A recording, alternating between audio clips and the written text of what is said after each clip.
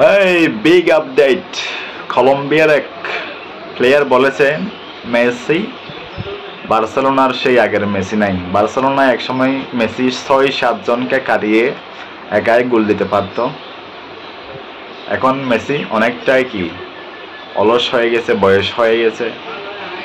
কলম্বিয়ার এক প্লেয়ার বলেছেন তাকে আমরা খুব সহজেই মার্ক করতে পারবো, আটকিয়ে রাখতে পারবো। কথাটা অনেকটা সত্যি।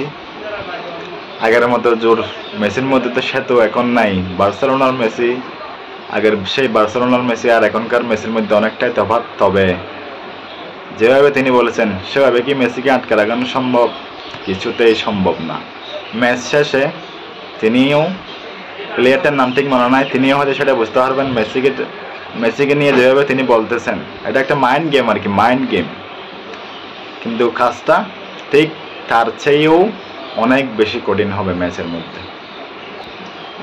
দুই দলের একটা জমজমাট একটা লড়াই দেখতে পাবো আমরা, আশা করতেই পারি।